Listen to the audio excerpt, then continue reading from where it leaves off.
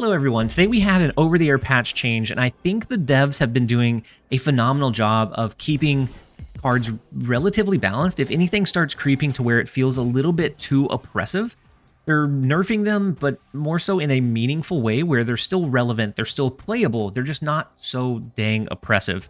And so they're also doing a phenomenal job buffing underutilized cards, bringing them back into the game slowly but surely where they don't feel like they're just overpowered, but they're meaningful. So the Medusa, nobody ever played her, and now people play Medusa because she's just a decent value card at 2 cost.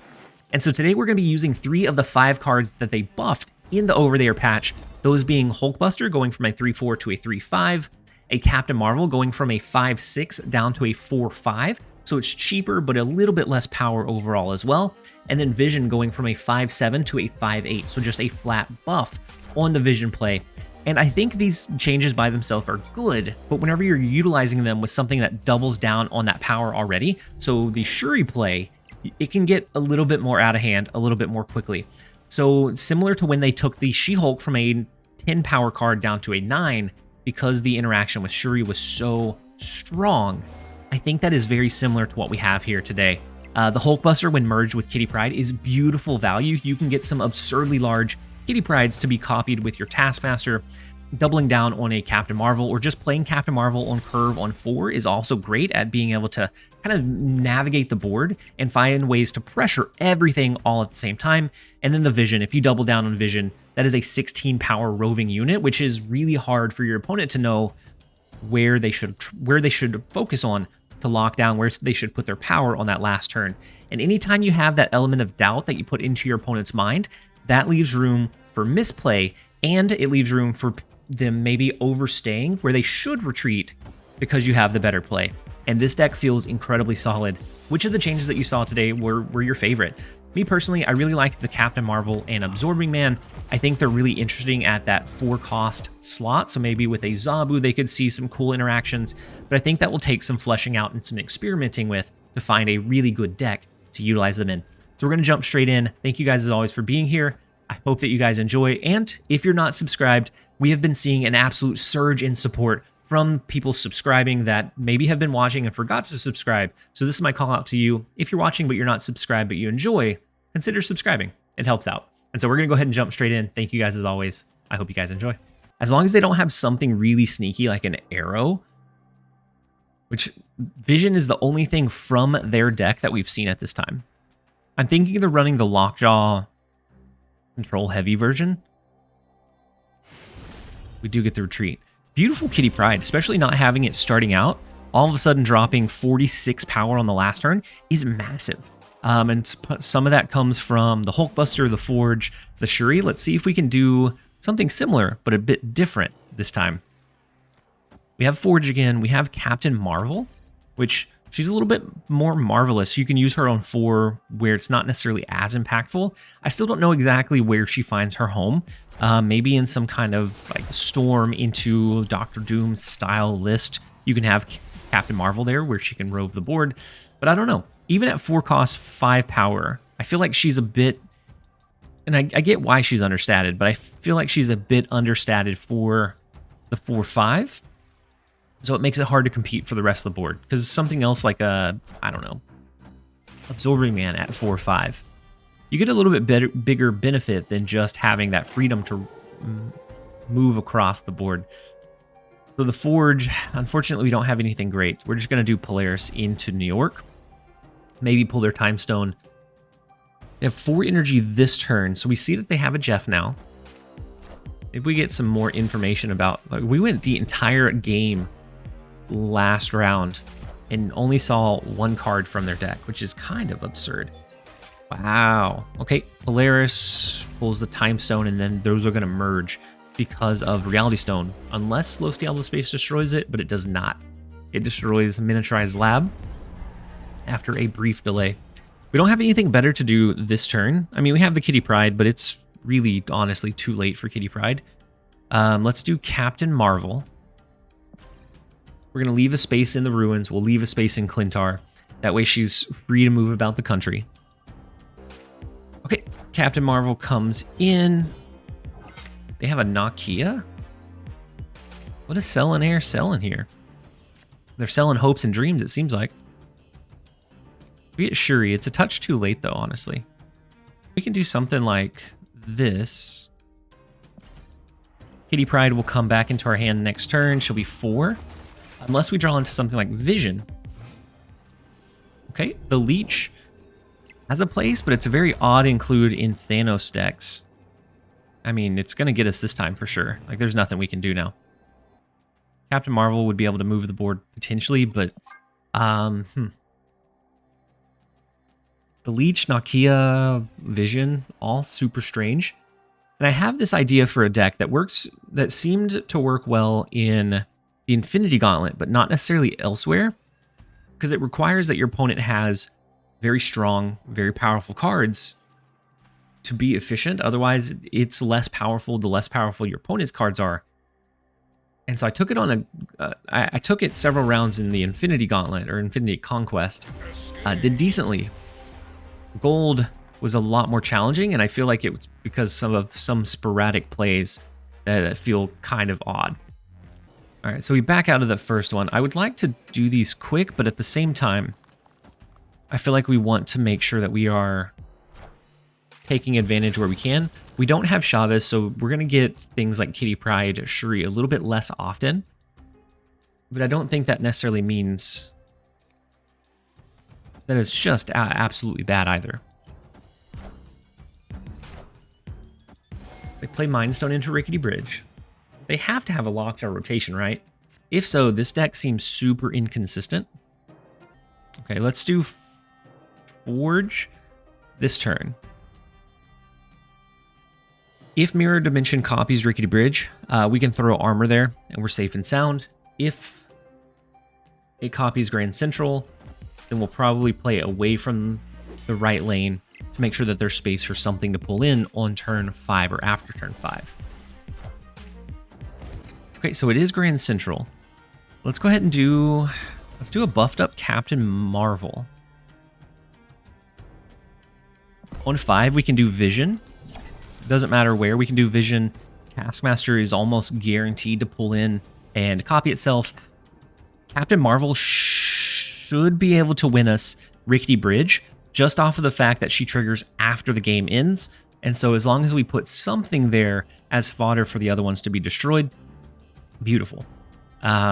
We can absolutely sweep that location, I think, relatively easily. They do have a Reality Stone somewhere in their deck, which may come down now in the Rickety Bridge. It does. It does finally come down and changes into the Bifrost. Interesting. Okay. Captain Marvel is still going to be really valuable for us at 7 power, courtesy of the Forge. For the 4 cost is beautiful. So let's go ahead and do Vision into Grand Central to buff up our Angela. We're going to pull into, hopefully, Taskmaster as one of our 2 cards. And then we'll move the Vision out of Grand Central. Hopefully, Taskmaster is one of our 2 cards. Hopefully, Taskmaster is one of our 2 cards. Because they do have the Leech coming down, which is really difficult to match into. Not the Taskmaster. And it is after everything triggered. All right. The cool thing here is we're going to be able to merge into the Angela lane. Ooh, no. We're going to be able to merge into the Angela lane. That's going to... It won't re-trigger the Honor Reveal, but it gives Captain Marvel a space to potentially move. And so we are still going to play this one out, and we'll see. The Doctor Doom is big, bringing 21 to the right lane. Actually, no, we can't win this one, can we?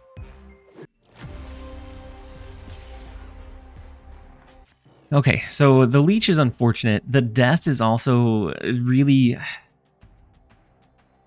interesting.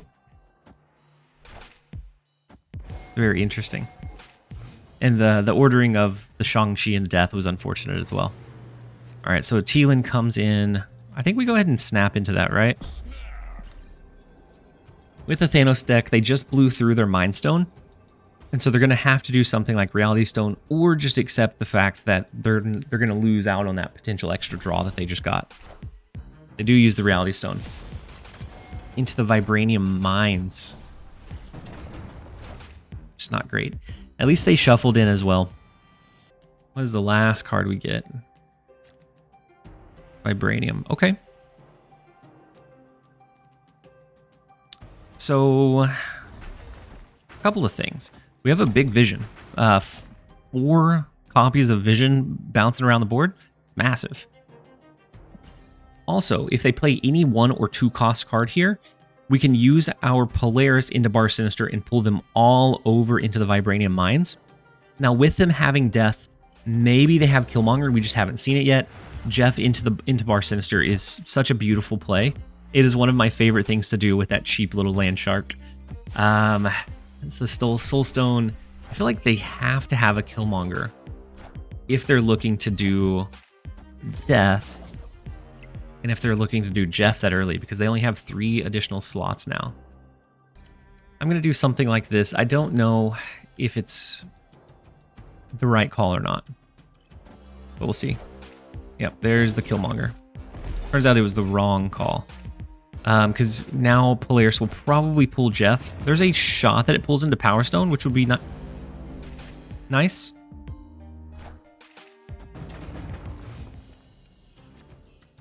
We will take luck sometimes. Okay, let's do our 5 cost 8 power vision, which just that 1 extra could make a difference, especially if you play it after Shuri. Because then even without anything else, that is a 16 power vision, which is really, honestly, really beautiful. So we have to play at least something into the Titania lane, or into Titan. Hulkbuster's interesting, right? How interesting is it, though? So if we did something like this, and then Hulkbuster, he copies into the vision, that becomes like a 12-ish power, and then he copies some more. Like the version of him that merged is what copies. We're actually going to move three visions and just do a Hulkbuster onto the 1 vision left. To get 4 13 power visions in Bar Sinister is how it should work, I imagine. Okay, we do get the retreat. Okay, so they start off with Space Stone.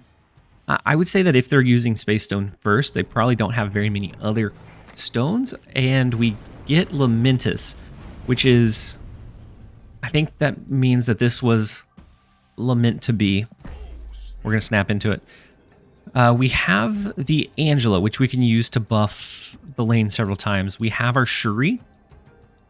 So maybe Shuri into a Vision line, Shuri into Captain Marvel line. We have the Hulkbuster.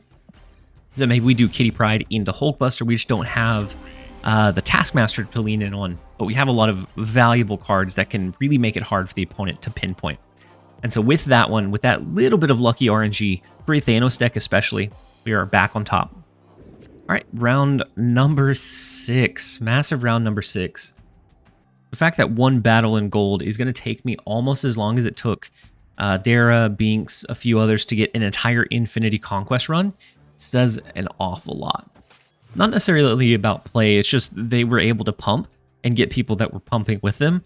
And so it was really impressive to watch how quickly they were able to get through. Because if I do an Infinity Gauntlet, usually it's going to take like a minimum of about an hour.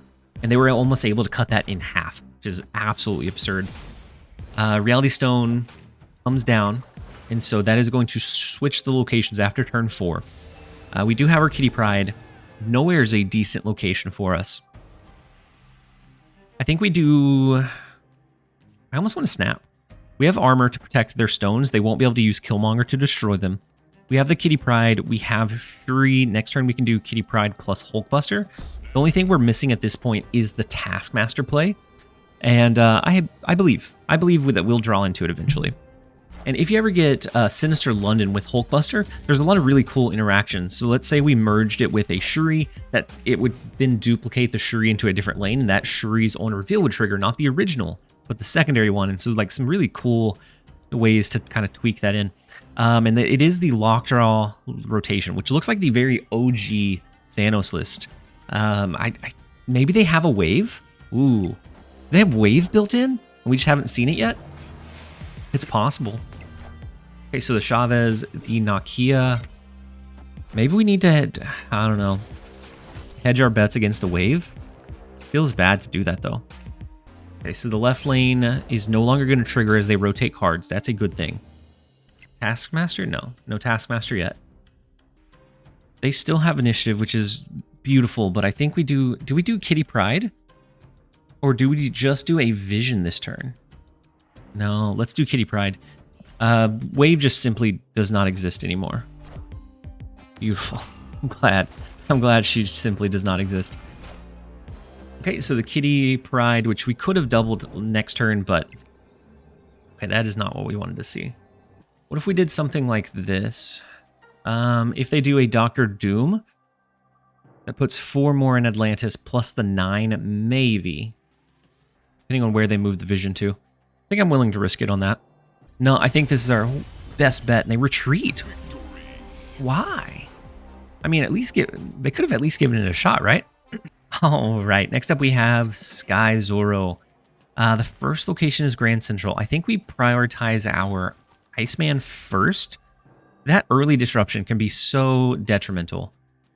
We do have Kitty Pryde, but now she only gets +1 every time she's bounced in, so it's not as critical to play her every single turn like it was before to really elevate her. Now you can do things where she still gets good value, even if you only play her a couple of times. Okay, so the Korg, they're running probably the Hawk list. I would imagine the Hawk list that Dara used in the Conquerors event. That one's very strong. I've ran it a little bit. I got to round 5 a couple of times in the Infinity Conquest with it. Never all the way through. Always, the 2 times I ran it, I faltered on round number 5. But nonetheless, it's very easy to like snap aggressively with it, knowing when you have really good turns, really good cards, and when you're probably going to send a lot of disruption towards the opponent as well.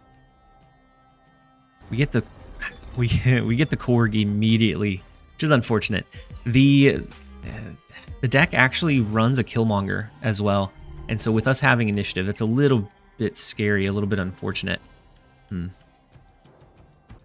I think we go ahead and do Shuri. We can do Shuri into maybe a Vision, into maybe a Captain Marvel, but it's going to give us that maneuverable ability. Okay, so the Rock Slide comes in, and that is a full black and white Rock Slide. Okay, we do Captain Marvel. They now have priority, which is great. We wanted to make sure we dropped initiative or dropped priority. But their Hawk is going to be very, very big. Whoa. And Grand Central is going to make for a massive pull here all across the board. They're going to get 3 cards into... Can that hit Kitty Pryde? No, it hits the Iceman, unfortunately, which is going to be susceptible to a Killmonger. So is Kitty Pryde, though. It not merging with Kitty Pryde actually saved us from the Shang-Chi. Iron Lad pulls and hits something, and then Rock is our last card in hand, and Absorbing Man copies the Legion. There's no way. Okay, I thought it was going to pull the last 2 cards in her hand, and I was going to say there's absolutely no way that happened. All right, we can actually protect our armor if they don't have Killmonger in hand. That was wild. It was wild, you guys. I assume they probably have a... Oh, wait, this is the final turn. Oh, no. 6, 7, 8, 9. 9 only brings us... No. Wait, the Captain Marvel. Oh, okay, well. They retreated as well, but we should have locked in the Kitty Pryde probably over here, or like split the difference so that Captain Marvel can move. Anyways, this time we have our Taskmaster. Shuri's Lab is also beautiful. Just as soon as we draw into Kitty Pryde, beautiful. Or just using Shuri into Captain Marvel, Shuri into Vision. We know that they have the Shang-Chi. This looks more like a good cards list, so like a Stature, Black Bolt discard list, so we have to be careful with our Kitty Pryde. Death's Domain could be kind of scary, but we have a couple of tools in our arsenal. We have the Polaris, which will pull the Korg over. We have armor, so we could play for that location as well. Ooh, speaking of armor and Death's Domain, if they have a Legion, we have to look out for not impacting the rest of the board prior to that turn 5 coming down. Okay. And so they draw a 1-cost card. They have more than just Korg. So that's good to know. We could do the Angela here. That way we're impacting it every turn. But I think we do...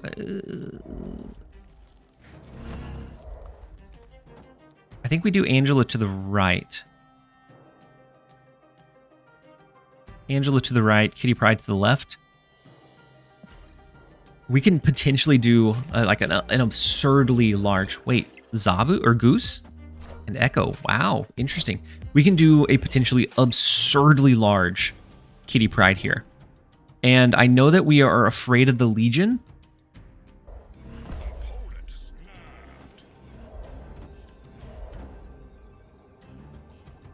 But I'm not sure that we care, right? But with Kitty Pryde, if she bounces back in, Taskmaster won't copy her. So we need to be leading before Legion comes down. The reason I'm doing Iceman this turn is because if we can potentially get hit their Legion. So it's a 1 out of 3 shot to hit Legion here. If they have it in hand and if they're planning on dropping it into Death's Domain. We're looking to hit... Wait, did we do that the right order? We did. Okay. So the Kitty Pryde goes up to 26. If somehow we can land the Kitty Pryde, beautiful day. But we don't have initiative. We do have armor, though, which goes a very long way for us. Let's do the armor, the Kitty Pryde. And then we can always throw like a faux card or a fake card somewhere to buff up Angela just a touch more.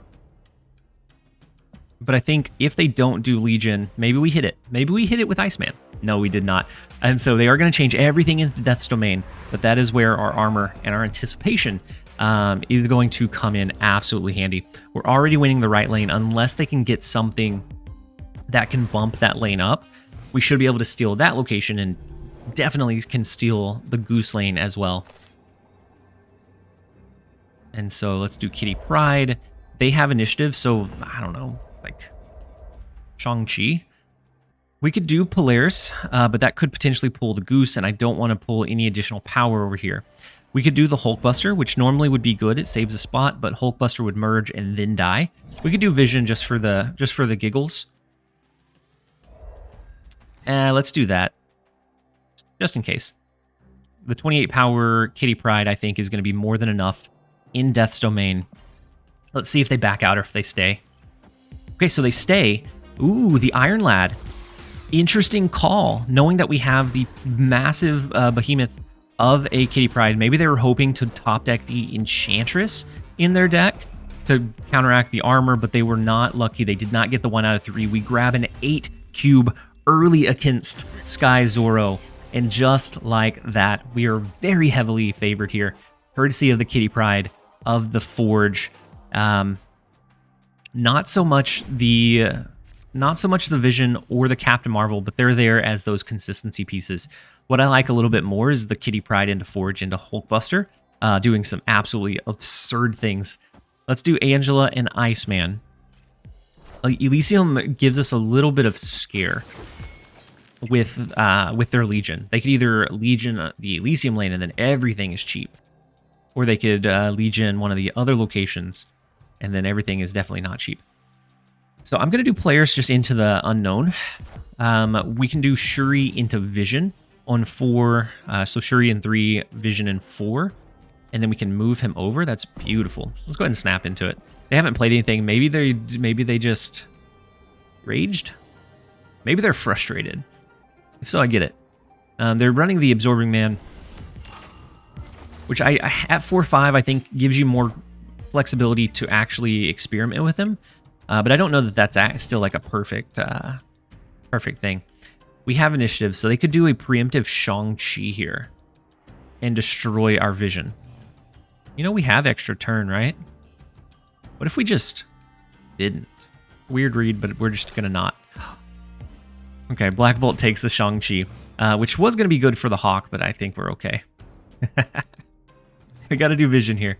We got to do Vision into Shuri's lab. They grabbed initiative with that one, which is going to be the most important thing. We can use the Vision. We can then either move it into Kunlun to win that location. We can move it into Deep Space to have a 16 power Vision of excellence. If we move vision into Kunlun, oh wow. That is a very, very deep, very deep discount you have there. Okay, the Kitty Pryde, everything is free. They can. Anything can be played in Elysium, basically. They have initiative. So our gut read is going to be just not move the vision. And then we're going to do something like this, this, and then this. Just to cover our bases. I'm pretty sure they have Shang-Chi. And they could do Shang-Chi plus Absorbing Man to try and cover 2 out of the 3 locations. Yeah, this is our read. We're sticking to it. You're going to have to catch me if you can. Shang-Chi mid, not right. Yes! That is such a beautiful call. Leaving the vision there. Oh my gosh.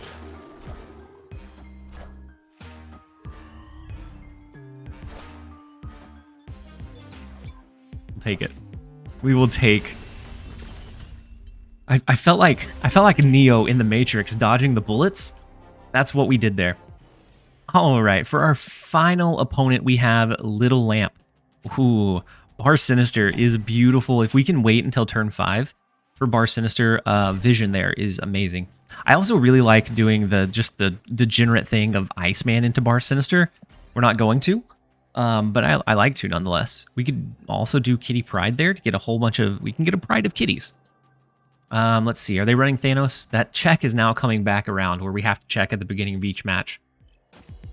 Ooh, they start off in Bar Sinister. Okay, the Nebula makes a lot of sense. Because that's just going to scale kind of freely for the rest of the game. Unless we can get Kitty Pryde, unless we can get Vision. Okay. It's not a bad call. I can get behind that Bar Sinister call, honestly. They may be running a high Evo lockdown deck. So we have to look out for Cyclops. We have to look out for Sunspot here. No Collector. Ooh, interesting. Nebula and Collector.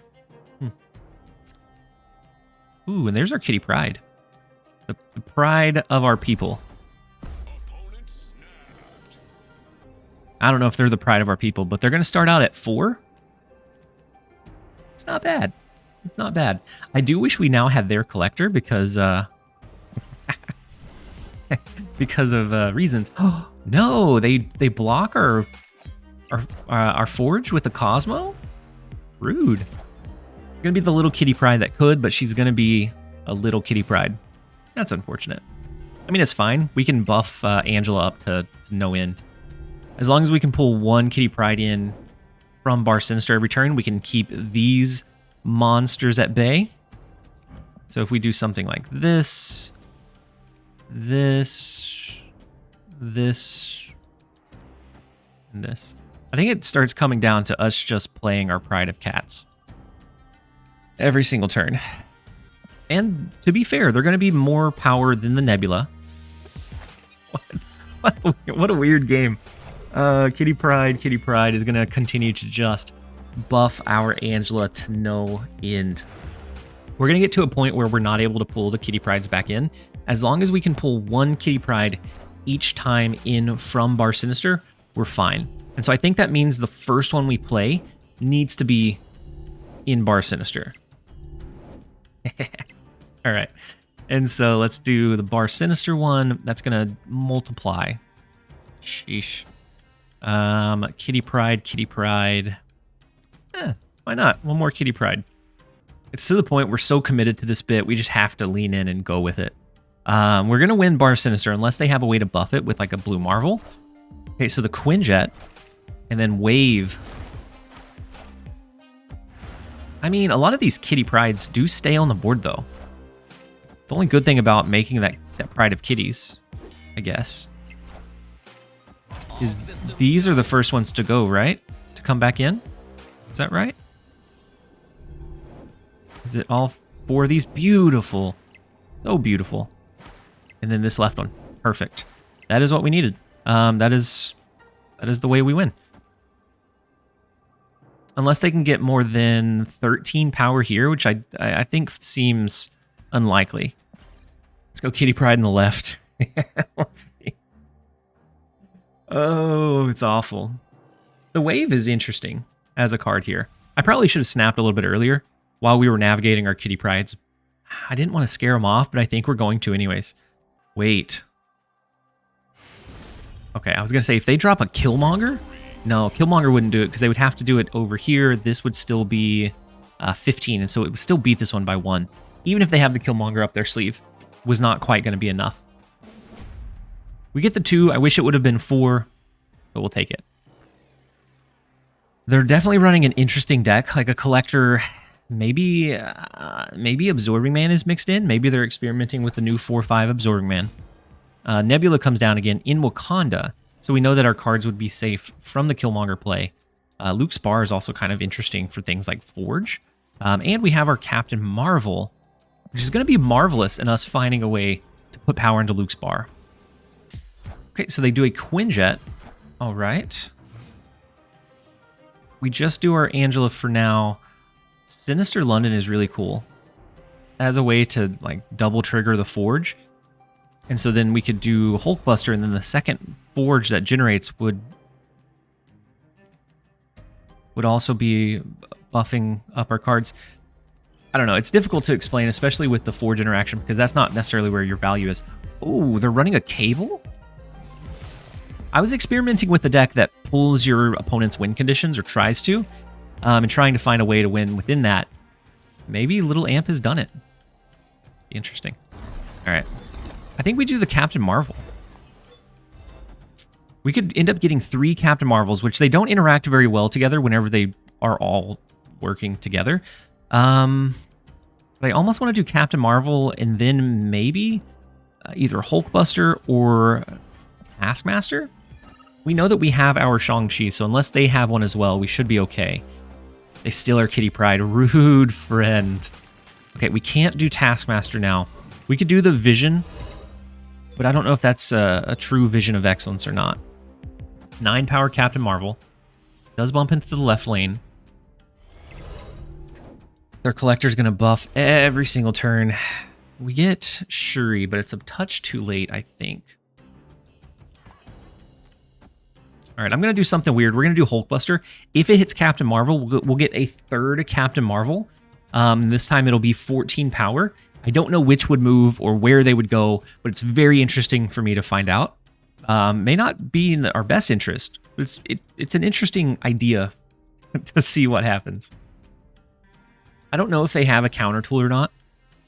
I don't know how heavily they lean into the counterplay measures. But at this point, I think we have to commit to it.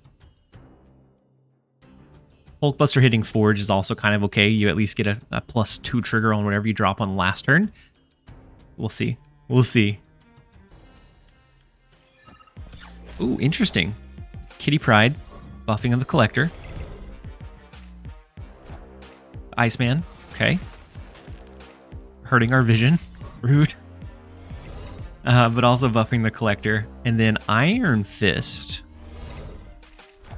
Super strange deck that Little Amp has going here. And it does hit the Captain Marvel. I have no idea. I think each one resolves individually.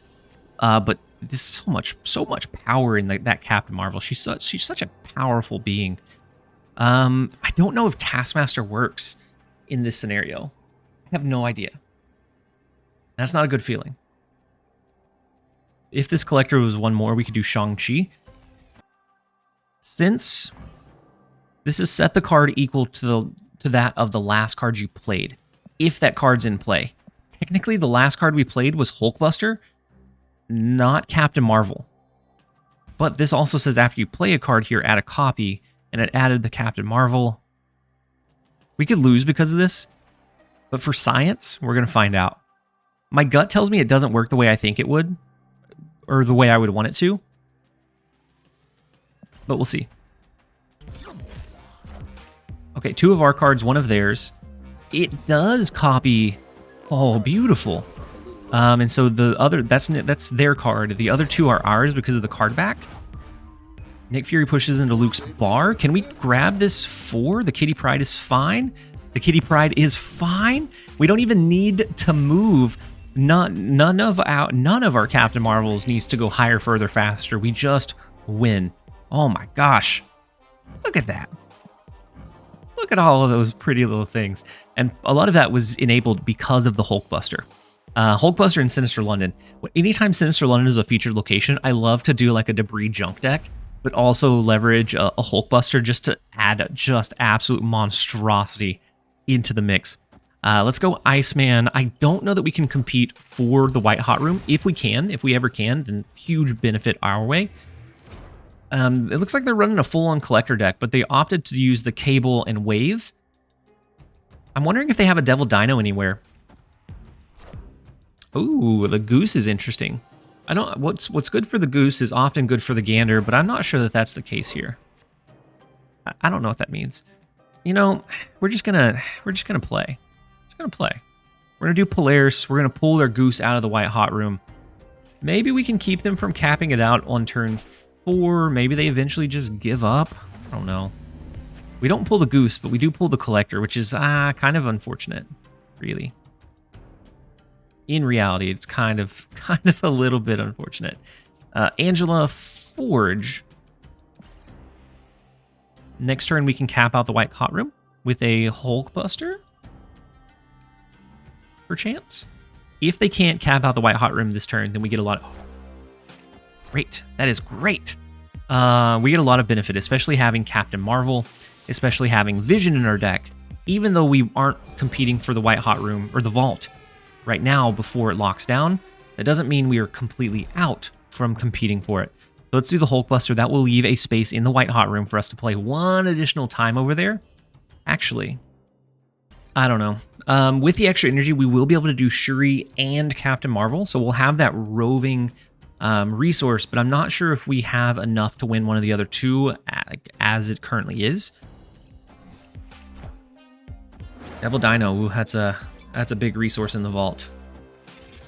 The Hulkbuster merges with the Iceman. That is a massive behemoth over there. So that is 14 power. They would need 9 extra in that lane to win. So if we get Vision, we're definitely going to do Shuri. Oh, that's not what we wanted to see. I mean, maybe we outpower them this way, but I doubt it. I highly doubt it. Because what else do they have? What's their... I mean, 11 power in the left lane. Tough to do. This is going to be 10, 12, 15 power in the right lane. Also kind of tough to do. I think we're going to lock this in and see what they snapped about. Shadow King would be brutal. Taskmaster. No, that's not enough. The White Queen copied our Taskmaster, but with the extra energy from the White Hot Room, we were able to double down on the Captain Marvel. She didn't need to move. She couldn't have moved anywhere else to win, so the Vision would have been the safer bet, but we were able to hold that one down in a very fast fashion. 3 rounds in and out. We're going to go ahead and end the video. Thank you guys as always for being here. I hope that you guys enjoyed it. If you did, make sure to give it a like and a comment down below. As always, this has been TLSG. Later, guys.